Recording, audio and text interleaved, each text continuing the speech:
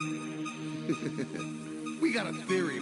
You see, Mike, we got a theory about magic and miracles. That's right. That's right. If magic is all we've ever known, then it's easy to miss what really goes on. But I've seen miracles in every way, and I see miracles every day.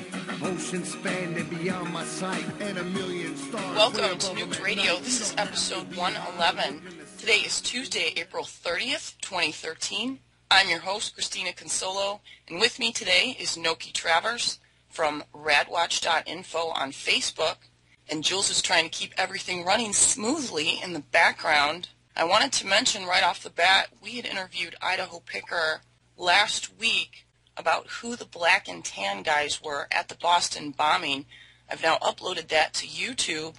I've had some difficulty with my computers in the last few days, and I know his email was hacked the same day that he appeared on our show. So the video that he had been preparing to release, that he was promoting, he hasn't been able to upload because he can't get to his images.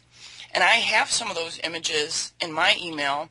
I included some of them in the slideshow along with footage from another YouTube video, and check it out.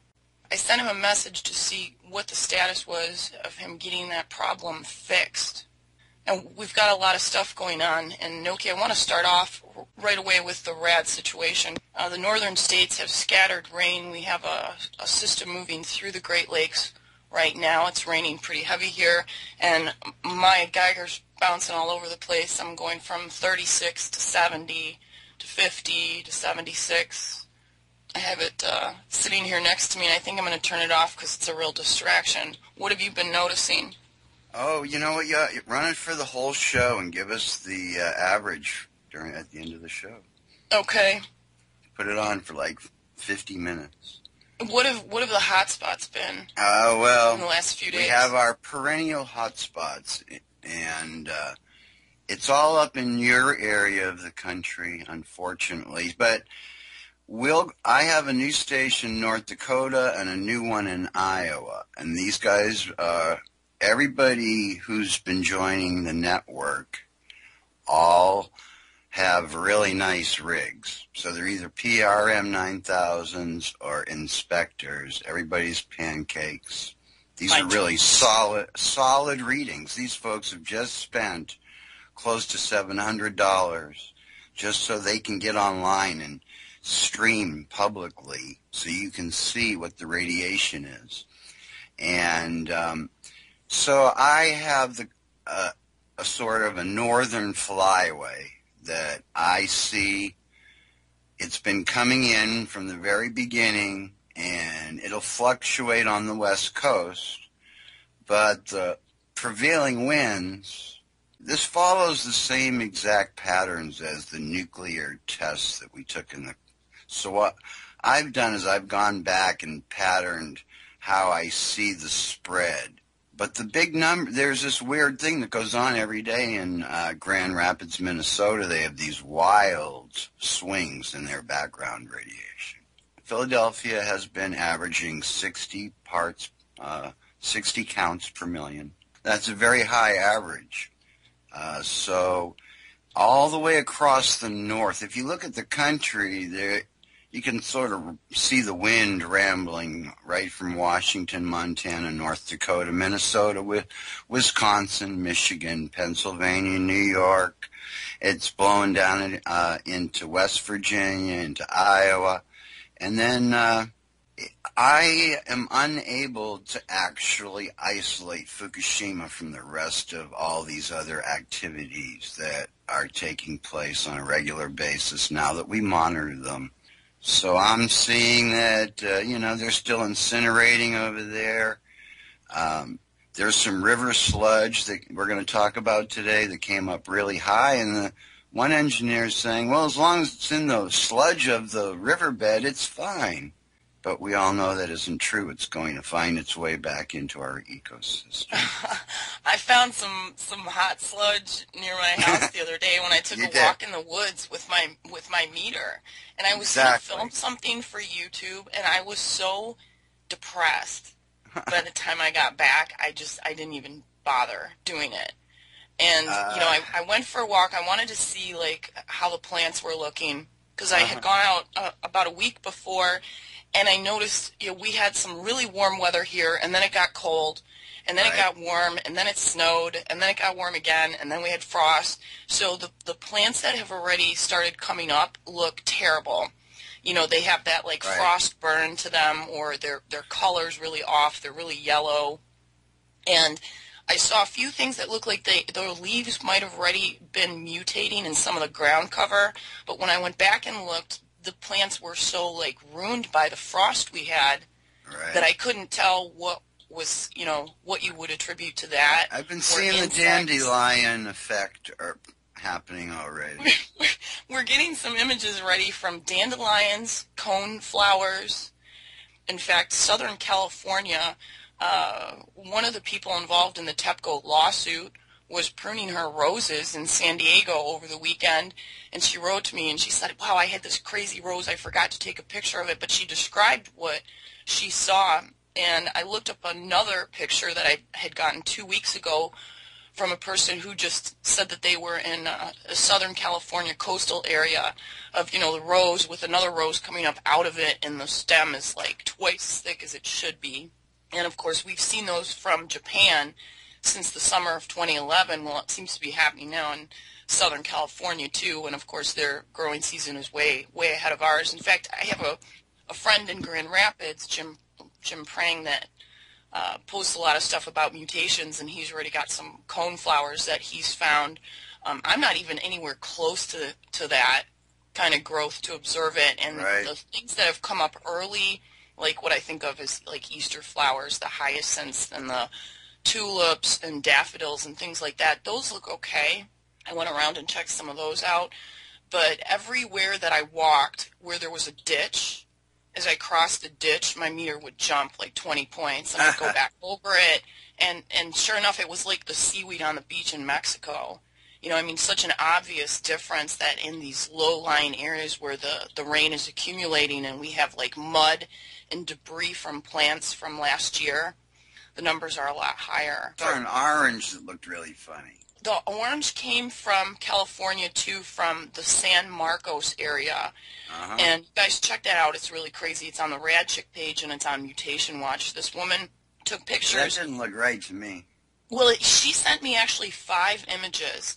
That orange was the really crazy one. It looks like it had grown already, like divided into all the slices of the orange. And she said when it fell off the tree, because it was twice as big as all of the other oranges on the tree, a part of it actually broke off. So that picture got sent all over social media yesterday as soon as I posted it. It looks really crazy. But the other oranges on her tree look like limes. They're green and yellow.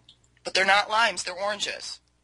Oh, and she my said goodness. There's a very strict division in the color palette of these things that look like limes that are on the orange tree, and we know from the radiation tests that have been done and studies that have been done that will, be affected in plants, where you'll get a very strict division of color, and something that may have been pink in the past is now white and pink, like a flower, and it's divided directly down the middle.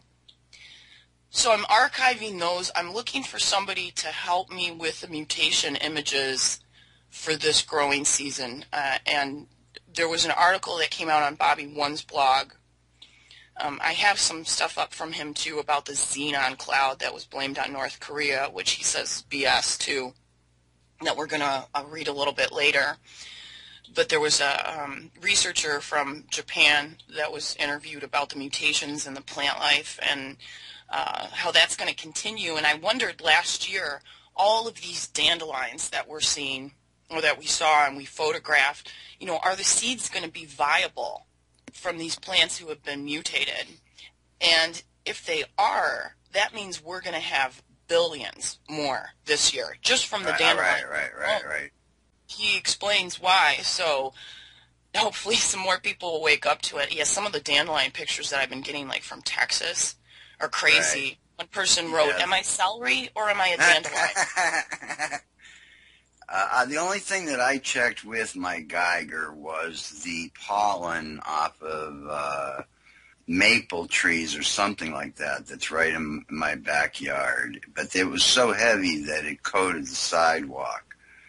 And I did a rain check this week. It was 5 times my background. That's not too ridiculous. And did you test it later to see how much it dropped off? Well, the problem is that almost all of this stuff goes away. And the long-lived isotopes really need much more serious equipment. You have to do really longer tests with really sensitive equipment, like the CBTB GBs do with their xenon gas. You know, this guy, yeah, the CBGB, remember that disco? Yeah, they're the same people that monitor seismic and xenon gases. Anyways, so, I mean, there's so much floating around right now, but I know that part of your part of the country is in sort of a funk, and then you get North Texas. It shows up all over, but at my house, it's low. It'll jump up 25-30%, but I watch really closely Sitka, Alaska, and we had a month where their background was elevated 40%. They're right on the Pacific Ocean. This is on the winds coming in off the Pacific. The cesium can go right back into the atmosphere from the Pacific Ocean. It evaporates.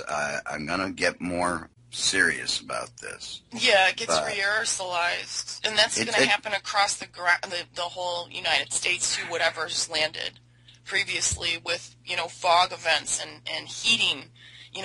That's been documented in Japan. All right over now, northern Japan I'm more scared of the Fukushima impact on the ocean than the atmosphere right now. And those guys they're sitting on a bigger water problem than they were sitting on a frickin' corium problem. It's getting really bad, and we have an article from the New York Times that we're going to read too about a new water problem. And turn it into a water theme park. We're in hot water, is what we are. They're dying to pump it into the Pacific Ocean right there. We don't know who knows what they're doing. Do you know what I don't know anybody knows what they're doing. Nobody knows what they're doing. They don't even know what they're doing. These guys, it's like the Three Stooges, okay? They run Ctbto, Moe, Larry, and Curly. That's how, the Three Stooges could literally do a better job.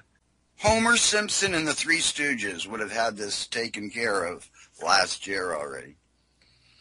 I had a lot of people that have been emailing me because of that LA Nuke page that was put on Facebook. I don't know if you even know about that. It was fake. Rumor.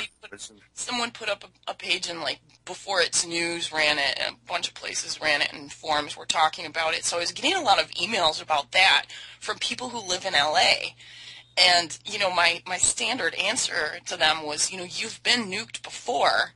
See my Rocketdyne video about the meltdowns that occurred in Simi Valley, or the Fukushima disaster, or the hypothyroidism in infants, or the xenon clouds that have been measured, or the fallout that was landed by the USGS, or the 6 seals that are washing up all over the place. And even Fox News talked about that yesterday and said, wow, if this is from Fukushima, this is really sad. So, even mainstream is starting to make those connections. But, the seals need to be tested. End of story. They've got to be tested by an independent agency, though. We cannot rely on the government to tell us what's going on because they lie. They lie all the time. And, in fact, Ron Paul made a statement yesterday about Boston. And we're not going to talk about Boston too much because I know people are have been inundated with information coming out about that. And a lot of it's been very chaotic and difficult to follow. Check out Idaho Picker's interview that we did, though, if you get time, because a lot of things that he said have been verified since we did that interview a week ago. And I'll be posting all the links that we talked about and stories that came up since under the video, too, as well. But, Jules, do you have that clip from Ron Paul ready to go? I do. Okay, let's listen. To use this type of high technology to go after bad guys is fine. He doesn't obviously want it used recklessly on individuals, but he seemed to draw the line that to the degree you could track down bad guys, and we have that technology, I think I got the gist of what he said. Have at it. What do you make of that? Yeah, when the courts approve, that's fine, but it was never meant that we would have this gigantic police force from the federal government. I mean, we had martial law up there, FBI and all these agents coming in, closing things down, going to people's houses. No, technology is fine, but it has to be guarded. And if there's a question, you guard liberty before you say, well, if we catch a bad guy, that is good. You don't give up liberty for 9 people because you might find one person. So I'd be very, very cautious about that. And I would get, the federal government is not supposed to be our police force. Yet we have over 100,000 federal officials who carry guns to enforce these laws, and they own Boston. It's criminal that that people tolerated this so much, that we tolerated this martial law and total acceptance that they can come into our houses and we can't even go out of the house. You know, what if we wanted to go to the store and get up? Oh, no, you can't do that. And yet, you know, yes, it was serious. It was a crisis. There were 3 people killed. But, you know, we have 48 murders every single day. There's a lot of murderers out there. Do we close down cities because there's 10 murders over the weekend in Chicago? We don't do that. But here we close down a whole city, not even allowed to go to a baseball game. I mean, I think it's very, very scary when I look at some of those pictures that happen up in Boston. Ron Paul. You make people think. Thank you very much. Good seeing you. Hearing you. Yeah, he's pretty wound up about that, as we all should be. I've been talking about it. Idaho Picker's been talking about it. A lot of the alternative news networks. But I'm very amazed at the comments when I've posted stuff about this since the Boston bombing on some of my pages, and what I've seen elsewhere is that where you have a lot of skeptics out there all the time. I mean, some people say they're trolls. Some of them are just skeptics. They should be questioning things.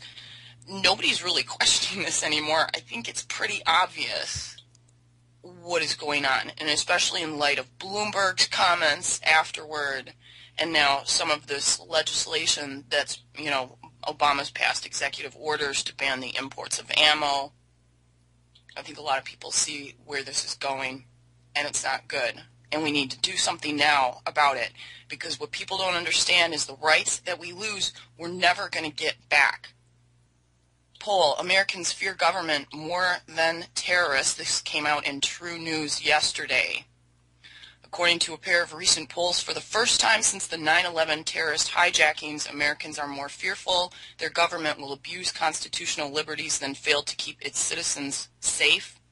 Even in the wake of the April 15th Boston Marathon bombing, in which a pair of Islamic radicals are accused of planting explosives that took the lives of 3 and wounded over 280, the polls suggest Americans are hesitant to give up further freedoms in exchange for increased security. And I still don't know what happened to those 5 people that died in Watertown, if they were hit by stray bullets or what the deal was. A Fox News survey polling a random national sample of 619 registered voters the day after the bombing found, despite the tragic event, those interviewed responded very differently than following 9/11. For the first time since a similar question was asked in May of 2001, more Americans answered no to the question, would you be willing to give up some of your personal freedom in order to reduce the threat of terrorism? Of those surveyed on April 16, 2013, 45% answered no to the question, compared to 43% answering yes. That 43% needs to wake up, and wake up fast. In May of 2001, before 9/11, a balance was similar, with 40% answering no to 33% answering yes. And again, that appeared on True News. Noki, have you talked to any of your relatives in Boston about this situation? Not since it first went down. No. I'm still reeling from the Rachel Maddow rant. I don't know if you guys have seen it. It's 22 minutes of her just going off on how crazy conspiracy theorists are. And she even says in this rant that she does, which is like very, I used to look very up to this woman. overacted and over-dramatized. Jules and Noki and I listened to it after the show on Thursday, and it was like, wow. You know, that hey, she works for GE. She works for MSNBC, which is owned by GE. You know, Right. They're all criminals. Exactly. It's GE. Exactly. Thank you. Yeah, if See somebody... the ads, just sitting through the ads. I can't. It's so hard to watch. I can't watch the commercials. I really can't. Jules, if you have that link, will you drop it into chat? Because I really want people to see it.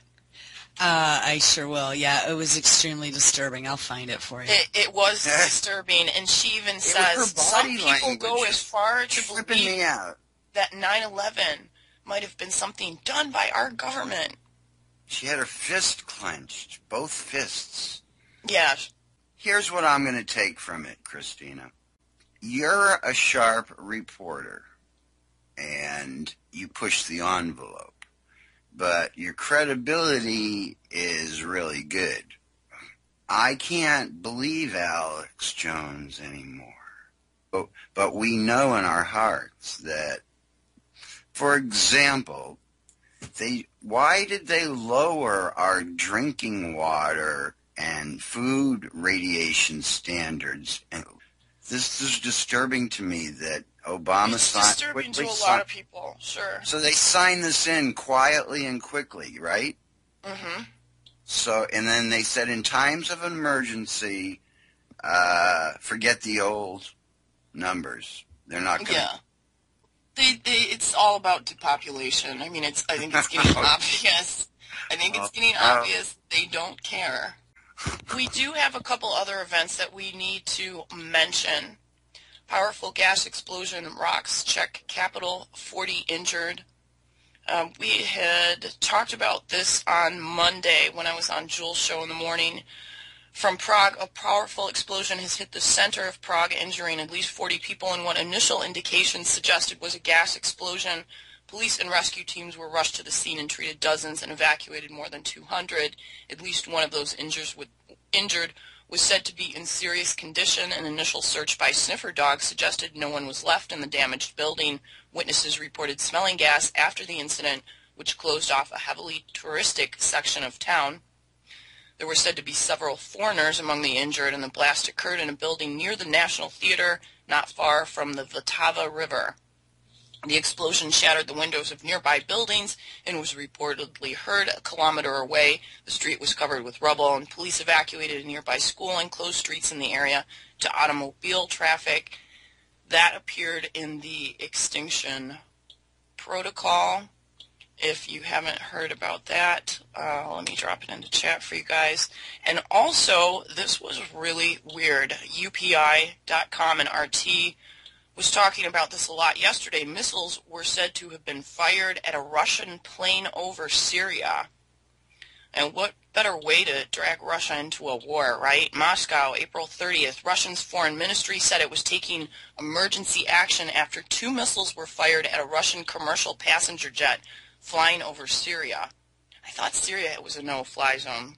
But anyway, the Nordwind Airlines Airbus A320 with 159 passengers and 8 crew members had to take evasive action to avoid the 2 surface-to-air missiles fired by unidentified assailants. The non-governmental Interfax news agency said, citing an informed source in Moscow. No one on the charter jet was injured, and the jet full of vacationers returning from the Egyptian resort city of Sharm el-Sheikh landed safely and on time in Kazan, the capital of the Russian Republic of Tatarstan, and Russian Federal Agency for Tourism said. The Syrian side informed us on Monday morning unidentified forces launched 2 ground-to-air missiles that exploded in the air very close to civilian aircraft belonging to a Russian airline. The crew was able to move the aircraft to the side in time, saving the lives of the passengers. I guess the pilots saw the flash, like, out of the corner of their eye while they were flying. I'm not aware of any surface-to-air missiles that Russia get as far up as a jet, unless they were, like, Stinger missiles, which is Yeah, crazy. no, you can fire them right off your shoulder. They're not like the heat seekers, so that's why he could avoid them. You know, surface-to-air missile could be launched off of any platform, but you're shooting at a target, a rocket bullet. Luckily the plane landed safely, although why it was flying over I have Syria, my own. I I'm think not they're sure. contractors, and I think the insurgents are trying to shoot them down. What kind of crazy vacationers on a charter plane are going to fly over Syria? Yeah.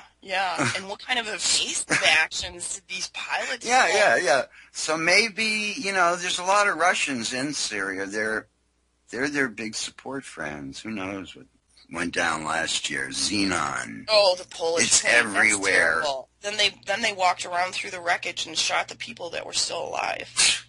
Have you ever seen that video? No, come on. It was full of Polish diplomats. Yeah. And it was shot down, and there were survivors, Yeah, and there's guys walking through the wreckage, and you can see them pointing guns and shooting, and you can hear the shots. And then the guy that shot that dangerous video, landing in Russia.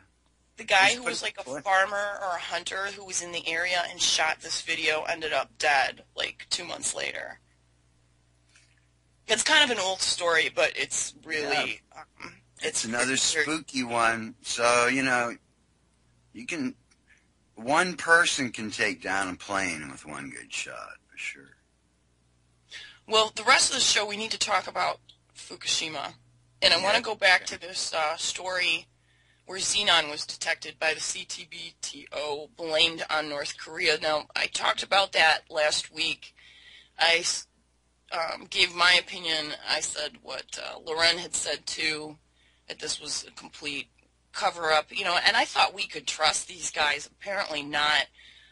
Bobby One, a statistician who has a blog, we have him linked on Fukushima Facts. He has an excellent blog. He wrote about this and posted it on April 23rd. Fukushima Diary has a story where the Ctbto radiation monitoring station in Takasaki, Japan, has measured elevated levels of xenon-133 and xenon-131. They say it is due to a North Korean nuclear test on February the 12th. The Huffington Post quotes a Reuters story on this detection. Quoting the Ctbto, 2 radioactive isotopes of the noble gas xenon were identified, xenon-131 and xenon-133, which provide reliable information on the nuclear nature of the source, it said. Detection of radioactive noble gas more than 7 weeks after an event is indeed unusual. We did not expect this, and it did not happen in 2009, referring to a previous nuclear test. And Bobby One writes, yes, it certainly is unusual to detect the xenon 7 weeks after the event. The story posted on the Ctbto's website has a graphic using a depiction of the atmospheric dispersion of these gases. You can see it starting in North Korea on April 7th and getting to Takasaki a day later. What made these gases just sit around for 7 weeks? Of course, what is really going on is that the release of xenon gas signifies a major fission and criticality event at Fukushima. Going back to the Any News webcam thread to the period of April 7th or so, Japan time, Chasaha on April 6th wrote close-up of the cam, the giant red spark flash bolt. Check it out at 1:14 on the above recording. Cat 2013 wrote April 6, all I know is it looks very bad. I was hoping it was fog, but I don't think so. Earlier today I saw several white flashes come from the 3rd building. Does anyone here recall seeing it had been bad on the Ctbto cam before? I know the JNN cam is blacked out sometimes, but I have never seen the Ctbto cam like that. Maddow posted on April 6th, interesting in people's thoughts on this. I've seen the plant largely obscured by fog before. My question is what we are actually seeing fog? If Patty B is correct in her assessment that the fog is actually radioactive steam, then Houston, we have a problem. I've been trying to figure out why Ctbto is telling us about the plant power outages. It's not like them to admit something as bad as 2 power outages for spent fuel cooling in 3 weeks. If what we are seeing is a grayout caused by radioactive steam, then my guess is that the plant is going to be uninhabitable for a while, maybe forever. Patty B wrote, April 6, I don't recall it being this bad since, going into week 2 of April 2011 as far as steam goes. It wasn't this bad last year at this time. Chashasha said on April 7th had been observing a persistent flash at the upper right corner of the common spent fuel pool for several minutes. Can't really tell what it is, like a welder's torch maybe? And that was on the Ctbto cam thread. And so on and so on and so on. Here is a YouTube video of the JNN TBS Fukushima cam around this time. Radiation has been bothering me more than the last 2 weeks than any time since last June, and I believe that it was a skinny rogue plume. This looks like a major cloud over the northern hemisphere. Tokyo Wow. reported the highest levels in 2 years since just this week. Yes, that appeared in Fukushima Diary. Fukushima Diary. I just dropped a link into chat of the foggy Ctbto camera video in question. And also, I want to read from this article on Bobby One's blog as well, Mutated Plants, Fungus, Dying Trees, 2013 edition. This was posted on April 20th of 2013. If you go to Bobby One's blog, this is going to be the second article down. The tree damage seen last year has not abated. Mutated plants continue to appear as more low-level radiation streams over from Japan. From Dr. Satoshi Mori's blog, poorly translated by Google. I'm going to read it as is. Fertilization, reproductive plant 1-year cycle should have been done twice. Assuming the laws of Mendelian genetics is applied similar to mortophogenesis of some species after which drew strong radiation, such as iodine-131, cesium-134, and cesium-137 immediately after the Ctbto Fukushima Daiichi nuclear power plant exploded the first year, mutations would have entered the DNA in the repair process by the DNA repair enzyme chromosome, which has been hit. However, it would not in only one of the 2 strands of DNA maybe. Recessive may not appear to be hidden dominant DNA because it is heterozygous at this stage. However, morphological malformations, certain as recessive phenotype Homo, might come out the second year. I already mentioned before that, such as dandelions' huge leaves have been reported. So malformation of vegetation would not begin to be observed this year from around so soon. Do not forget that the chromosome is beaten by gamma rays of cesium constantly, even at low doses of subsequent course. Bobby One goes on to say, this is now the second full year of plant growth after Fukushima. Much of the genetic damage has happened in recessive genes, so many mutations will start to come out this year. Widespread damage to trees and plants was noted last year. This is partially due to Fukushima, but also due to ozone and volatile organic chemicals emitted from the Bayou Corn sinkhole and the BP oil spill in the Gulf of Mexico 3 years ago today. This destruction is continuing. The tree damage can be seen in Iceland, Western Europe, Indonesia, Fiji, the Maldives, India, Canary Islands, Madagascar, and recently in Australia, but it seems to be the worst in the US and Canada. The growth of fungus and mold is promoted by radiation as well. What is happening is that Fukushima, the oil spill, and sinkhole emissions are weakening the trees. Fungi enter the weakened tree, encountering radioactive substances, and then grow like crazy. A fungal meningitis outbreak of injectable drugs prepared at the New England Compounding Center killed 53 people. Injectable products have been recalled from MedPrep Consulting, Biotest, Pharmaceutical Corporation, Palamed Solutions Incorporated, and Hospira Incorporated due to contamination with fungus. Widespread problems with mold occurred after Hurricane Sandy. Mold is endemic. Some people have mushrooms growing in their carpets. Fungi are now killing all the frogs and the bats, and the government now is spraying fungus from helicopters in order to save trees. And he's got a link for more information on that. Stimulation of fruit and grain yields is also promoted by radiation, and we have seen bumper crops for some species. But when radiation is increased beyond the amount that stimulates, it shuts off the growth of the fruit and the grain. Increase it further and it kills the plant, like in the red forest after Chernobyl. Some of the trees in the red forest won't even decompose because there is so much radiation that the mold and microorganisms can't survive to do the decomposition. Isn't that crazy? It's well preserved. My peach and pear tree went wild with fruit in 2011 but didn't produce any in 2012. The peach tree now has its bark falling off and is covered with fungus, but leaves have appeared now on about 25% of it. I had thought that it was dead. My walnut tree went wild in 2012, and Vigil's plum tree went crazy with fruit last year also. It remains to be seen what kind of fruit we will see in 2013 from these trees.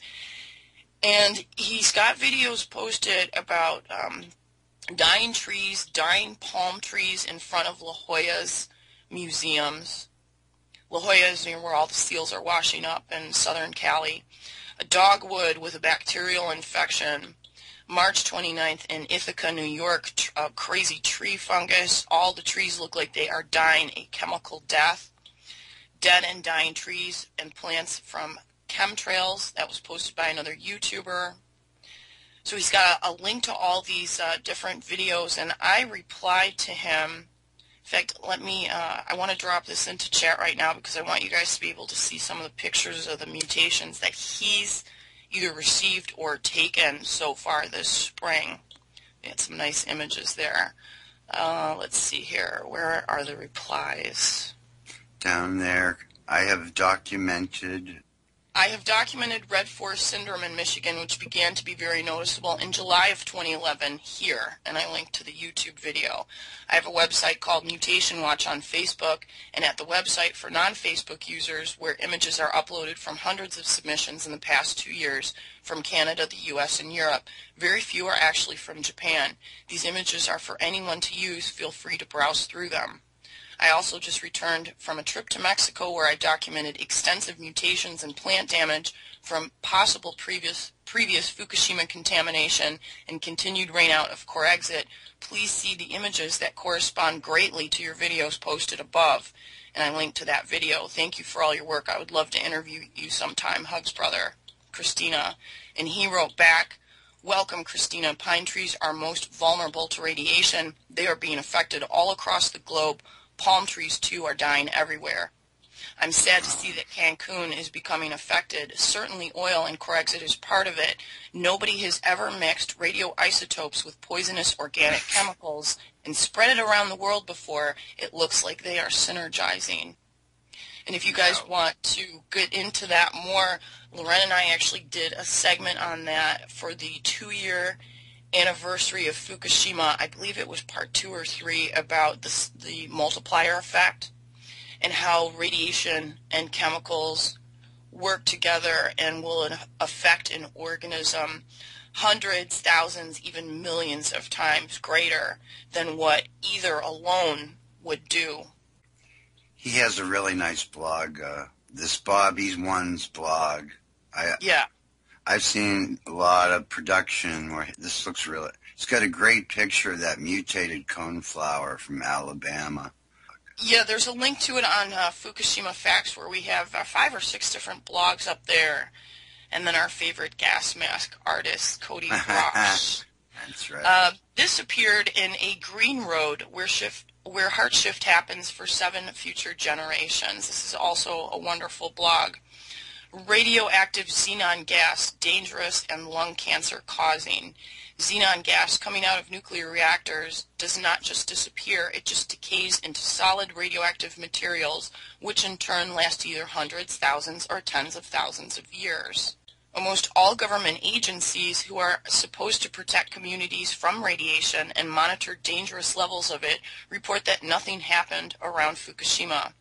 Below is one example of this covering up, denial, spin, non-protection, non-reporting, and no-towing to the nuclear industry. By comparison, the levels detected at stations outside Japan up until April 13th have been far below levels that could cause serious harm to humans and the environment.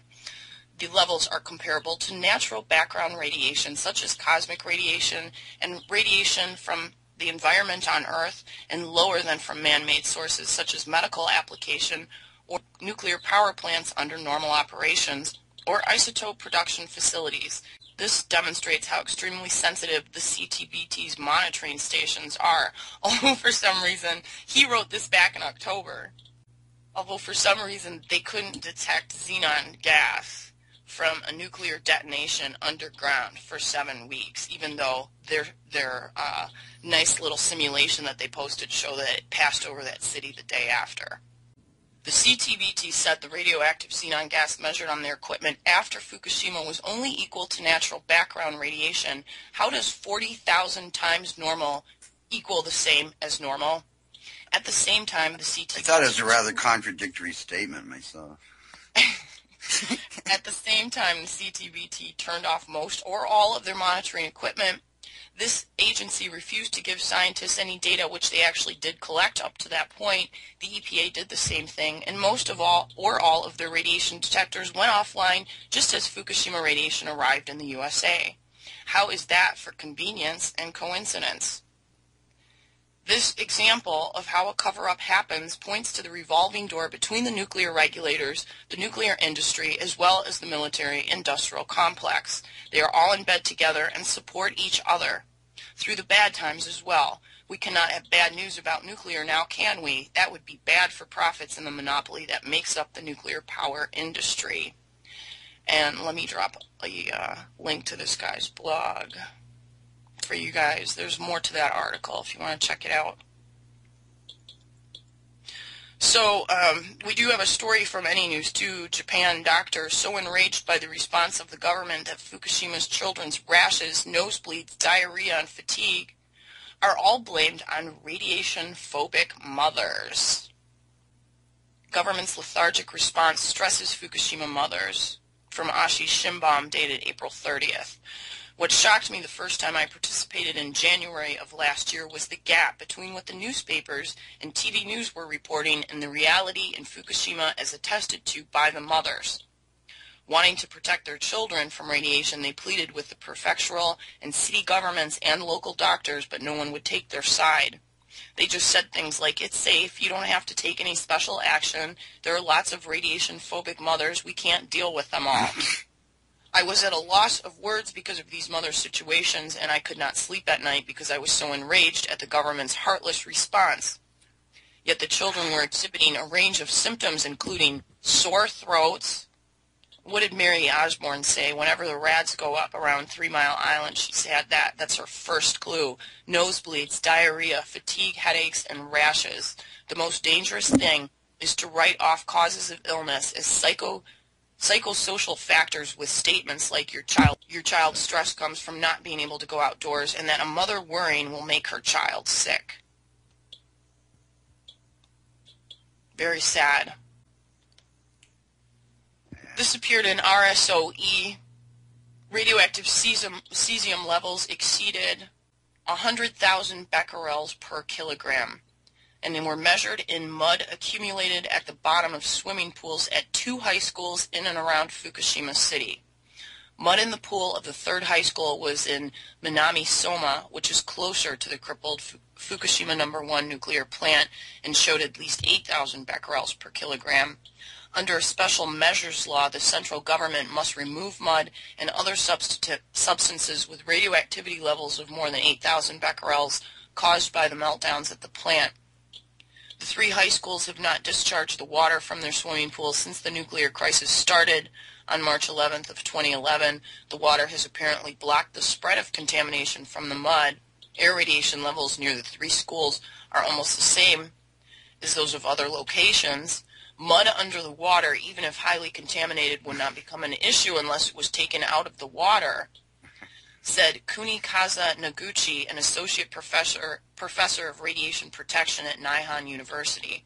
However, 63 of the 70 public high schools in Fukushima Prefecture that have swimming pools have already released the water, often into rivers and irrigation canals, according to the Fukushima Prefectural Board of Education.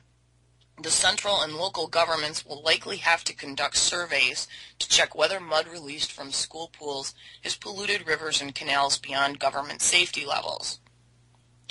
The Ashi Shimbam obtained the mud with the help of 3 schools and teachers and had the Citizens Radioactivity Measuring Station, a Fukushima-based nonprofit group, measure the radioactivity levels.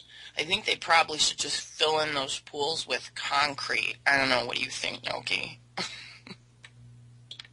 Is it worth really taking out the mud? How do you get, who swims in a muddy swimming pool? Yeah.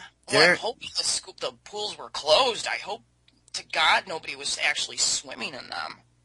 You know, the mud in the bottom of the swimming pool at the school.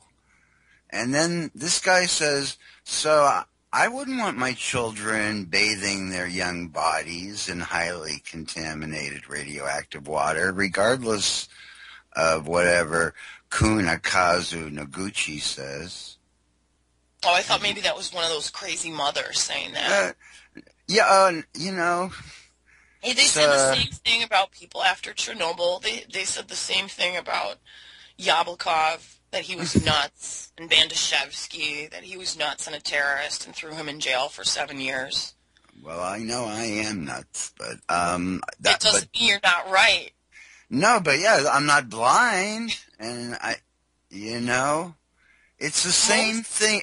They treat every issue, in Japan especially. They deserve an extra special award for pushing the envelope on credibility. I can't believe these people. Why would they have to print that it's not an issue for children to swim in highly radioactive water? Because that's what they're being told to print. Well, if you go against that, you're going to be retaliated against. That's why the doctors won't go along with it. They won't get funding. They'll lose their jobs. The same BS goes on over here. If anyone wants to sue Rocketdyne, try to find an expert who's going to testify. Right. Because they know that their career is done after they do. No, and try and find a court that will actually hear your case and rule in your favor. Right. Earlier you said something about Southern California, and there was this rumor thing that happened over the weekend about San Onofre starting up and melting or something. Well, that a meltdown could occur if they restarted the plant. Yeah, that came from a anonymous whistleblower at the plant who's very concerned and gave an interview on a California TV station. Well, I think there was somebody put out this erroneous report that they were running it, and something had happened. But well, they want to. I mean, the public doesn't want them to, but who knows what they're going to do. They closed it down to do their investigation, but we're getting to a point now where a decision's going to have to be made about what to do with that plant long term. And, every few weeks they keep pushing, it'll drop out of the news, and then it'll come up and they think they're restarting it again. And then, these anonymous whistleblowers will come out and say, you guys don't understand. This is what's going on there. This is the risk that we're taking if we restart it. I don't even know what the population of San Diego is. It's like 7 million, 5 million. Yeah. These people will all be directly downwind of this plant. And Yoshi Shimatsu actually was just on the beaches at San Onofre recently. You can find his report on Rentz's website. He found a dead seal, and he did measurements. The seal was like cut open already on the beach, and he did measurements like around the whiskers and the mouth of the seal and around its heart, and posted the readings that he got, and the ones around the animal's heart were really high, and they're still having problems with these babies washing up that are extremely underfed. So you can check out his report. We posted it a couple days ago, and I saw that it was getting shared a lot. There's a lot of images that go with it. But he also found a hidden waste facility, and got some really high measurements around the garage door to this facility before some workers showed up. And it's not, the connection hasn't been made about what this might have to do with the San Onofre plant, but it was in that area. I do want to get to this article, though, because we're getting close to the end of the show. This came out in the New York Times today. Flow of tainted water is latest crisis at Japan nuclear plant. Now, this is something new that I didn't know about. before, and this is about the basements of the reactors. By Martin Fackler from Tokyo 2 years after the triple meltdowns that grew into the world's second worst nuclear disaster. Okay. Fukushima Daiichi nuclear power plant is faced with a new crisis, a flood of highly radioactive water that workers are struggling to contain. Groundwater is pouring into the plant's ravaged reactor buildings at a rate of almost 75 gallons a minute. It becomes highly contaminated there before being pumped out to keep from swamping a critical cooling system. A small army of workers has struggled to contain the continuous flow of radioactive wastewater, relying on hulking gray and silver storage tanks sprawling over 42 acres of parking lots and lawns. The tanks hold the equivalent of 112 Olympic-sized pools. These are all the tanks that are leaking, by the way. But even they are not enough to handle the tons of strontium-laced water at the plant, and that's only one isotope that's reported, a reflection of the scale of the 2011 disaster and, in critics' view, ad hoc decision-making by the company that runs the plant and the regulators who oversee it. In a sign of the sheer size of the problem, the operator of the plant, Ctbto, plans to chop down a small forest on its southern edge to make room for hundreds more tanks, a task that became more urgent when underground pits built to handle the overflows sprang leaks in recent weeks. The water keeps increasing every minute, no matter whether we eat, sleep, or work, said Masayuka Ono, a general manager with Ctbto who acts as a company spokesman. It feels like we are constantly being chased, but we are doing our best to stay a step in front. While the company has managed to stay ahead, the constant threat of running out of storage space is turned into what Ctbto itself has called an emergency, with the sheer volume of water raising fears of future leaks at the seaside plant that could reach the Pacific Ocean. That quandary, along with an embarrassing string of mishaps, including a 29-hour power failure affecting another less vital cooling system, I have to argue with that statement as well, have underscored an alarming reality. 2 years after the meltdown, the plant remains vulnerable to the same sort of large earthquake and tsunami that set the original calamity in motion. There is no question that the Fukushima plant is less dangerous than it was during the desperate first months after the accident, mostly through the determined efforts of workers who have stabilized the melted reactor cores, which are cooler and less dangerous now than they once were. Well, nobody knows that either, but many experts warn that safety systems and fixes at the plant remain makeshift and prone to accidents. The jury-rigged cooling loop that pours water over the damaged reactor cores is a maze-like collection of pumps, filters, and pipes that snake 2.5 miles along the ground through the plant. And a pool for storing used nuclear fuel remains perched on the 5th floor of the damaged reactor building as Ctbto struggles to move the rods to a safer location. The situation is worrisome enough that Shinichi Tanaka, a longtime nuclear power plant proponent who is the chairman of the newly created watchdog Nuclear Regulation Authority, told reporters after the announcement of the leaking pits that there is a concern that we cannot prevent another accident. A growing number of government officials and advisors now say that by entrusting the cleanup to the company that ran the plant before the meltdowns, Japanese leaders paved the way for a return insider-dominated status quo that prevailed before the disaster.